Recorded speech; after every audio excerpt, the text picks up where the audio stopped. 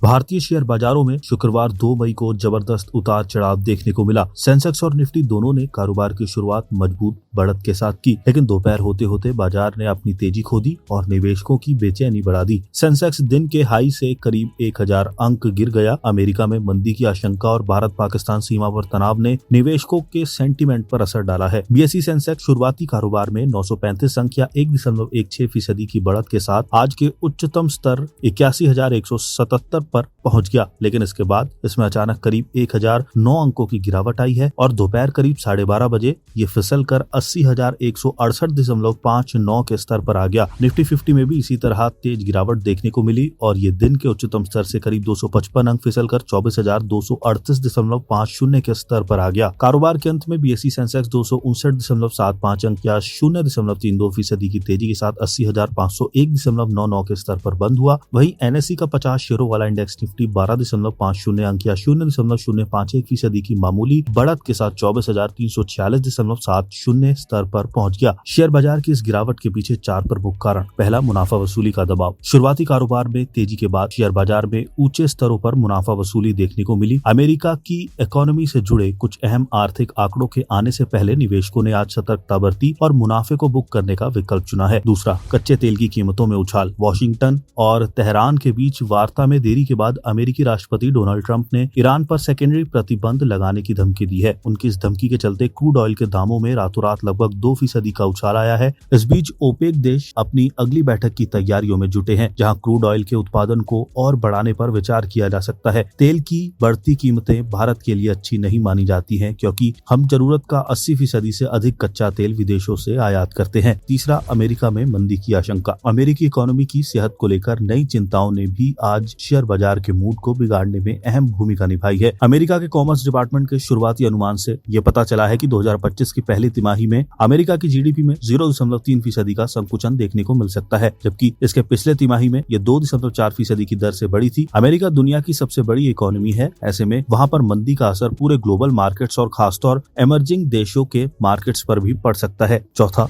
भारत पाक सीमा पर तनाव। भारत पाक सीमा पर बढ़ते तनाव ने बाजारों को प्रभावित किया। पाकिस्तानी सेना ने गुरुवार रात को जम्मू कश्मीर के कई सेक्टरों में बिना उकसावे के गोलीबारी की। ये लगातार 8वीं रात थी जब पाकिस्तान ने सीज फायर का उल्लंघन किया है। भारतीय सेना ने इसका कड़ा जवाब दिया। एलओसी पर यह बढ़ता तनाव निवेशकों के रिस्क सेंटीमेंट पर असर डाल रहा है। जियोजीत फाइनेंशियल सर्विसेज के chief investment strategist doctor VK Vijay Kumar ने बताया, निफ्टी पहले ही FY26 की अनुमानित लाभ के मुकाबले 20 गुना से अधिक के पीई मल्टीपल पर ट्रेड कर रहा है। ये बताता है कि वैल्यूएशन पहले से ही बढ़ा हुआ है। इसके अलावा राजनीतिक जोखिम और ग्लोबल इकोनॉमी की ग्रोथ चिंताओं निवेशकों को सतर्क रहने का इशारा कर रही हैं। निवेशक अपने कैश के स्तर को बढ़ाने पर विचार कर सकते हैं। जियोजीत फाइनेंशियल सर्विसेज के चीफ मार्केट स्ट्रेटेजिस्ट आनंद जेम्स ने कहा कि निफ्टी का बार बार 24,359 के स्तर से ऊपर बंद होने में विफल होना एक चिंता का विषय है। हालांकि कैंडलस्टिक चार्ट में लंबी निचली लकीरें ये दिखाती हैं कि नीचे के स्तरों पर खरीदारी हो रही है। उन्होंने कहा, अगर बाजार में कमजोरी बनी रहती है तो अगला सपोर्ट 24,190 से 24,119, उसके बाद 24,070 से